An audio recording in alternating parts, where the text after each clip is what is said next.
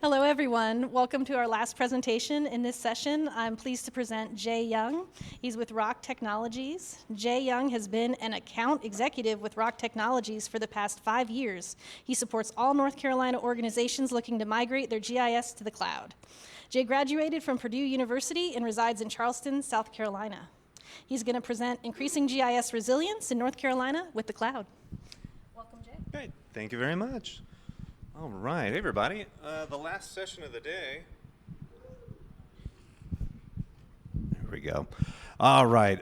So, as she mentioned, Jay Young with Rock Technologies. So, I'm going to talk about the benefits of taking GIS to the cloud and making it a resilient system. So, I am biased because that's all we do at Rock Technologies. So, but there is a lot of value. So that's what I want to relay is what is the value? How does going to the cloud make a resilient GIS? So a little bit about Rock really quick. As I mentioned, this is all we do. So our sole focus is we architect. And by the way, to preface this really applies to ArcGIS Enterprise. As we know, ArcGIS Online is already in the cloud. That's Esri's cloud native system. This is specific to ArcGIS Enterprise. So traditionally, Enterprise is installed on-premise, and it's kind of managed collaboratively between GIS and IT and security. So what we do is we take all that to the cloud, and we manage that cloud environment as well as the software. So the agenda, I'm going to talk a little bit about, at North Carolina, what's at stake with GIS. We're going to talk about the importance of supporting and investing in a resilient system. What are the advantages of adopting GIS in the cloud? And then we'll open up to questions at the very end. So, statewide, North Carolina isn't alone. All states face challenges with its climate change, severe weather events, as we experienced back in September, economic shifts happening now, happening in the future. There's a lot of uncertainty. So there's a need for businesses and communities and government to enhance their current systems, technology systems and applications to be more resilient against these types of challenges. GIS is just one of the many that are very important. As we all know, because we're here at the North Carolina GIS Conference, a lot of systems rely on GIS and GIS data. There's so much important, there's a lot of unrealized importance of GIS, I think, out there outside of this conference, right? Even before I came to Rock 5 years ago, I wasn't too familiar with GIS, but now it blows me away what it really does and the information it actually provides to people. So as I mentioned, a lot of systems rely on GIS, and a lot of those are mission critical systems like NextGen 911, emergency dispatch services, services used by the police and fire departments, evacuation routes, public health maps, et cetera, and it goes on and on. So the importance of GIS can't be understated. So what can be done to make it resilient? One of those is to take it to the cloud and take advantage of cloud technology. So cloud-based GIS, it augments disaster response efforts. It promotes collaboration, whether between departments or outside agencies. It improves community engagement, and it provides a reliable access to real-time data when it really matters. And that's kind of a key takeaway is the cloud, having, 10 years ago, getting real-time data on demand on your cell phone, well, I guess 15 years ago, was unheard of. But now that's the reality we live. That's every day. So, taking advantage of that technology is going to be critical for GIS now and in the future. So really quick, I wanted to just visit what is the definition of resilience. So Merriam-Webster's defines it as the capacity to withstand or to recover quickly from difficulties. Now, this can apply to a lot of things in life. But think about your current GIS. If you are somebody that manages the GIS at your organization, does that definition apply to your system and your setup? Would you consider it resilient? Would you consider it resilient? Do you have the capacity to quickly recover from an outage caused by a natural disaster? Or maybe a cyber attack wiping out your system? How quickly could you get back up and bounce back from that? That's what resiliency is, being able to quickly come back from those types of events. Even staff turnover, right? Somebody leaves the organization that they're kind of a critical part of the GIS team. How quickly can you recover from that? What about outdated technology? That's another one. So these are some pain points that I hear weekly from organizations that they're assessing their GIS and they're evaluating whether or not the cloud makes sense for them. So, and these are things to really think about. It keeps a lot of GIS professionals and IT professionals awake at night. So that's why we get a lot of interest and a lot of people reaching out to have these conversations about, all right, what can the cloud do for us? How can it remedy some of these situations? So let's talk about how does the cloud promote a resilient GIS? So the first one's pretty obvious, disaster recovery and security. Once again, I don't want to harp too much on Hurricane Helene. We understand that it was the tragedy that it caused and the devastation. But it was eye-opening for other states as well. So other states and communities started to realize places that aren't typically hit by a hurricane are still susceptible to these natural disasters and these events. So it's starting to create more and more interest in being proactive with their systems to make sure that they can provide these, potentially life-saving systems to the public. And as we know, GIS plays a critical role in the preparation for that disaster and the ability to provide a response after a natural disaster. And if your system goes down, it makes it that much harder for emergency teams to get to where they need to be.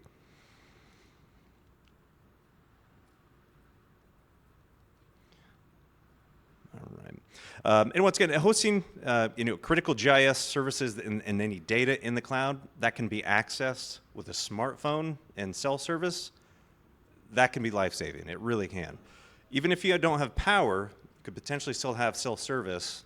And if you can access that data, if those maps are still up, that information is still up on the website, it could potentially be life-saving. So,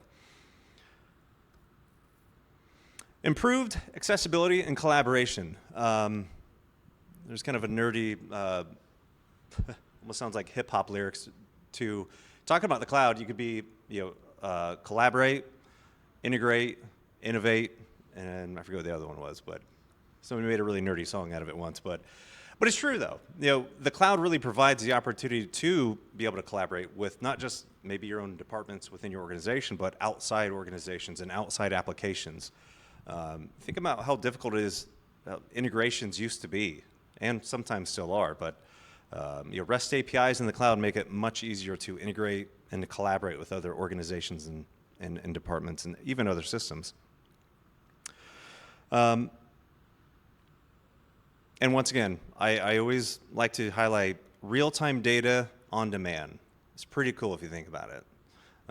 We have that power. We can harness that power in our cell phones. We carry it in our back pocket every day. 15 years ago, who would have thought?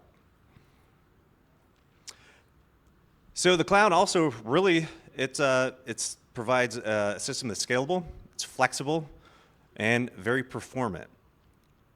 We easily scale things in the cloud. When you go and you take a system like ArcGIS Enterprise to the cloud, being able to scale that is really critical, especially if you're growing, if you're part of a city and your GIS is starting to explode in terms of you need more staff and more resources. Well, you probably need more virtual or more machines or more storage or whatever it may be. Being able to scale that in the cloud is the click of a button, essentially. It's very easy, and you can scale up or down. That's one of the great things. If you don't need it, you can also get rid of it when it's in the cloud. So just having that flexibility makes it really convenient. And the future-proof resilience, so faster innovation and advanced analytics. I'm not going to spend a whole lot of time on this. AI, right? AI is starting to take over our lives, and it's just it's going to be, it is a reality in a lot of our lives. and it's going to change and evolve as time goes on. It's going to be a necessity, right? Big data analytics, having the hardware on premise to manage big data is tricky. It gets expensive, and then it gets outdated. The cloud provides technology that is always up to date. You don't have to refresh your hardware when you're in the cloud. It's always refreshed. And once again, enables real-time GIS applications. So you can get that information on demand.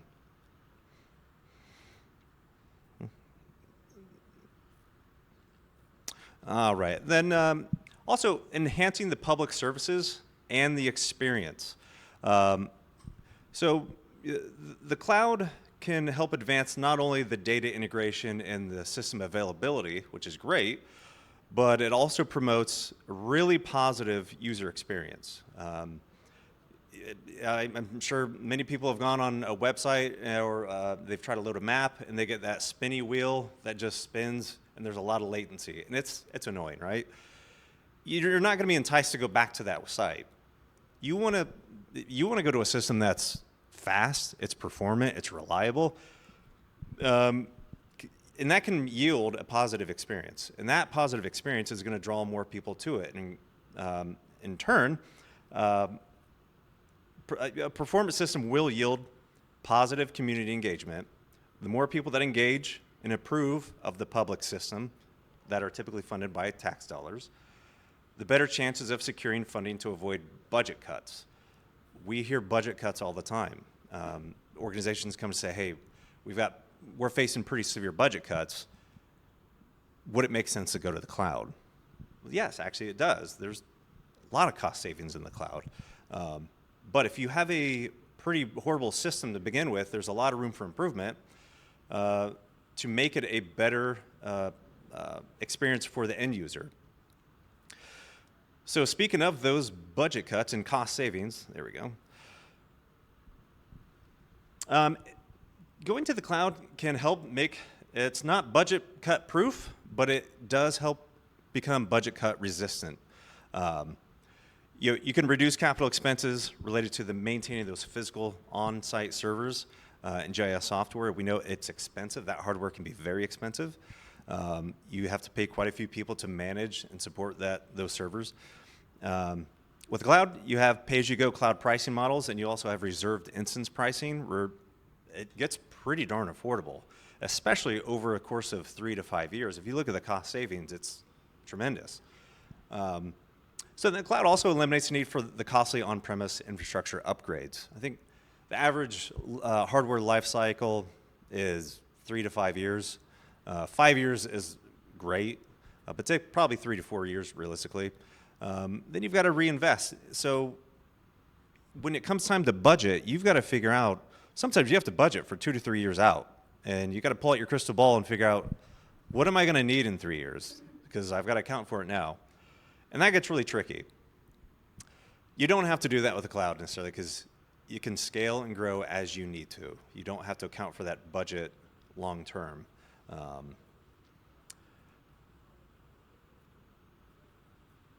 And also, it helps mitigate lost time and opportunity due to outdated technology.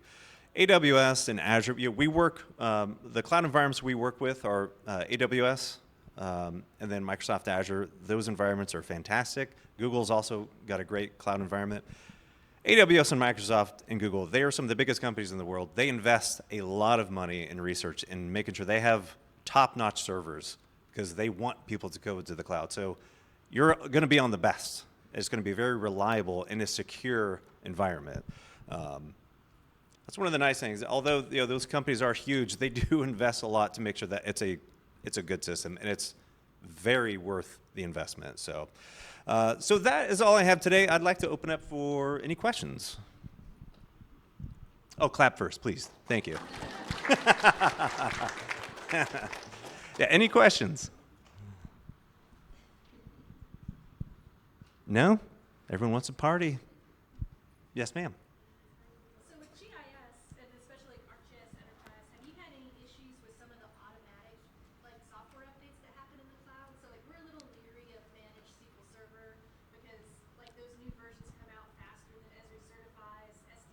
Yeah. with those versions. Is that something that you consider in your implementations? Yes, it is. So the question was, do we take into consideration the updates and upgrades to these systems in the cloud? Yes, absolutely. So we typically, we have our own dev environment. We test these upgrades, the updates. So we won't recommend them unless we have vetted them out. But we don't always recommend them. We typically recommend the long-term release, typically .1 releases.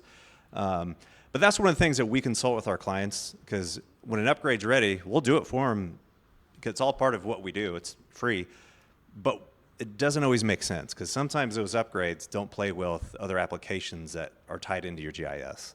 So if it's going to make a mess of things, we typically want to wait and hold off until some of those bugs are fixed. So, but yeah. We learned the hard way. Yeah. Any other questions? Yes. Do you run into any issues with like non-cloud-based, you could have higher security because it's only hosted like on your physical servers versus cloud might put you at risk for like different hacking and things like that? Yeah, that's a very good question. So the question is there more security concerns with going to the cloud versus an on-premise infrastructure setup? So I would have to, for a deeper dive, I'd loop in one of our security experts, but I'll put it this way.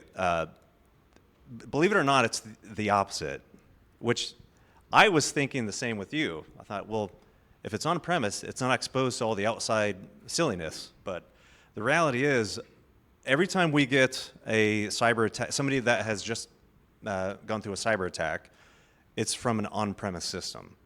I don't know how they do it, but it is much more frequent with on-premise systems because they're, whether they're easier to hack into or it's because somebody opened up a bad link that was one of those like time release links.